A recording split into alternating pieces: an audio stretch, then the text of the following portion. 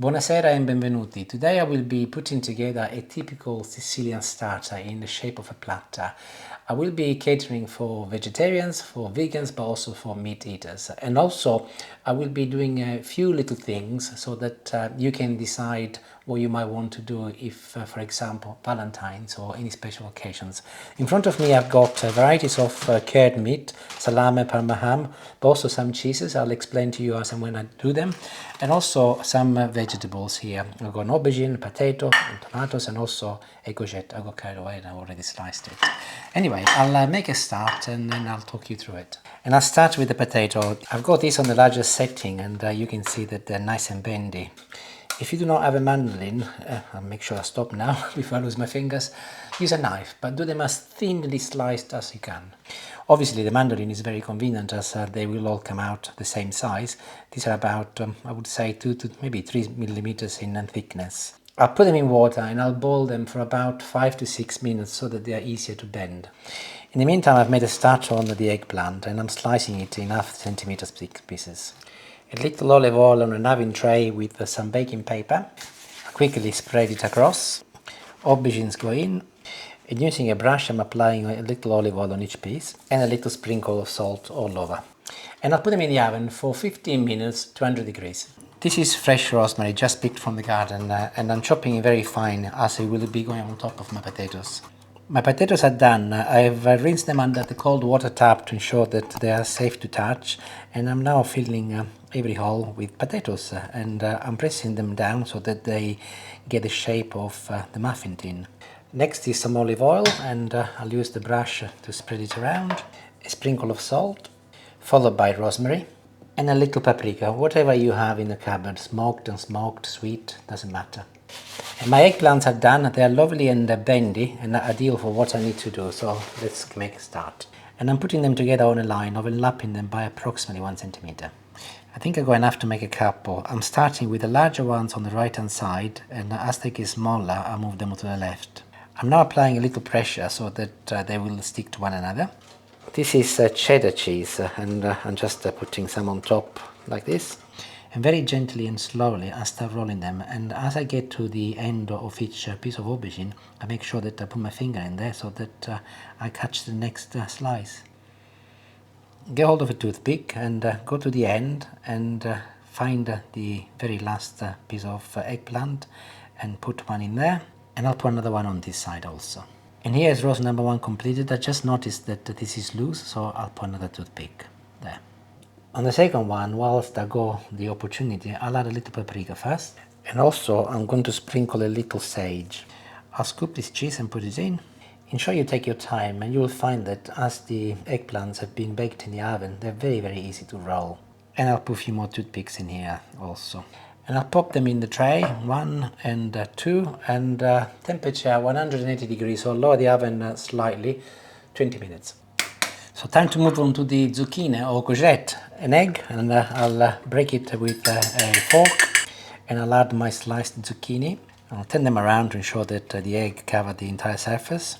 3 tablespoons of dry breadcrumbs, pinch of salt, a little pepper, followed by Parmesan cheese to give the coating of my zucchini a lovely Mediterranean flavor, and a little parsley. And I'll mix the lot together. I'm bringing my zucchini back and ensuring that they are properly covered in egg, and I'll start covering them in my breadcrumbs mix. You can also coat eggplants in a similar way, but we're doing something else with the eggplants today. Olive oil in a frying pan. I will be a little bit more generous as the breadcrumbs will be absorbing quite a bit. As the oil heats up, it moves much easier out the bottom of the pan, and that means that it's ready. And I can start adding my zucchini. There you go. I'm leaving the temperature on a medium high, number 7, and they will take about 3 to 4 minutes per side. And time to turn them over, and they will be lovely and brown if you look. There you go. Another 4 minutes and they will be ready. And my zucchini are done and they're looking really good. I have placed them on a plate with a little paper so that any excess oil will be absorbed. Also my eggplant and my potatoes are done. I will leave everything to cool down now for about 5 to 10 minutes. And in the meantime, I'll get on with some of the other ingredients. And I'll make a start with the Parma ham, which comes in this plastic, so let's get it out. It has been in the fridge and it's got this little white glaze, so I will remove the first slice and then I'll do a couple of slices afterwards. Of course, you can buy Parma ham already pre-sliced, and of course it will be considerably easier. You can buy it very, very thinly sliced. I'll try my best. I'll see how it goes. Okay, so this is the color that you're looking for in a good joint of Parma ham. My slices are not going to be as thin as the ones you buy in the supermarket, but they're not going to be too bad. But obviously, if you do have a joint like mine, important that you use a very, very sharp knife. And I'll do a third one, as the first one wasn't very big. Another is this one, so that's be fine.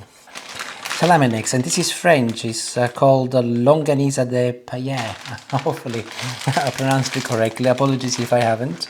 Salami is cured meat, more often than not pork. And it's got this little skin which contains the meat while it dries. One tip I can give you is remove it before you slice it. It's considerably easier. Many times I've been in supermarkets and I ask for salami to be sliced at the counter and they do not remove the skin and you end up with a lot of skin amongst salami. I don't know why they do that. And I'm going in diagonally to ensure that I get a greater surface, and I'll just do a few slices. Let's see what it's like. It's lovely. Quite herby. Lovely. I've never tried it before. And my second salami is pork and wild boar. These are, by the way, Christmas presents. I didn't go purposely and buy them. And let's see what this is like. The interesting shape is more of a rectangular shape. But I'll do the same. I'll remove the skin first. Interestingly, the skin is really, really thin and it doesn't come off very easily in this one. But yes, there it is. It's coming off now. Much easier. Wonderful. And just like I did with the other salami, I'll cut it diagonally.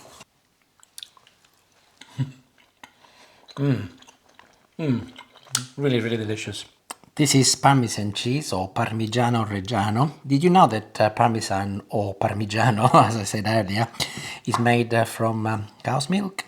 It is different from pecorino, which is made from sheep's milk, but also Parmigiano is a little bit nuttier in flavor.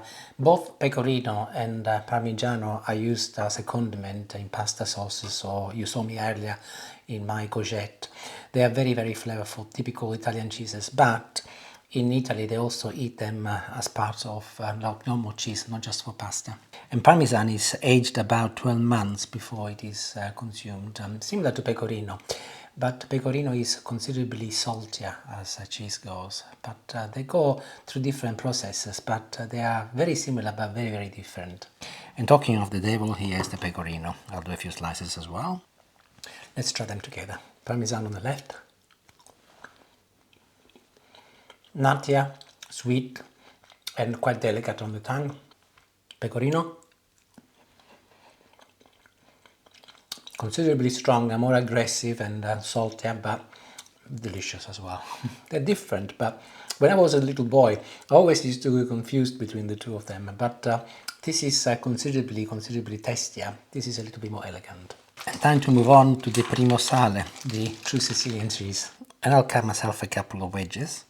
I've just realized that this has got some pepper and pistachio on the inside. Again, very, very typical of this cheese, but that is a bonus. I did not realize that I picked the one with pistachio. Let's have a little taste as well of the primo sale. That is definitely a memory of Sicilian home. It's such a common cheese in Sicily. It's unbelievably tasty, but also very, very delicate. And as I said earlier, this is the first stages of the pecorino. And let's move to the mozzarella now. I'll cut it in half. I'll turn it around, cut it in half again. Put it on my board. And using a little knife, I'll give it the shape of a heart. And lastly, I'll show you a little trick with tomatoes. Put it on its bun. Chop it in half, turn it around, chop it in half again. This side, turn it around and goes on the right, and this one goes on the left. Put them together and you will have the little shape of a heart. I'll do with this one. Move it to the right, move it to the left, and there is a little heart. The zucchini have cooled down and they're safe to touch, so I'll move them onto a board. And I'm getting hold of the flat end and I'll start rolling them. Just like the eggplants, as they've cooked and they've now cooled down, they are very, very easy to roll. But I will not bother with the twin bits as I will struggle, so I'll leave them as they are. I have removed the toothpicks from my 2 eggplant rosettes, and I'm now testing the potatoes, and look, they come off very, very easily. So time to put a platter together.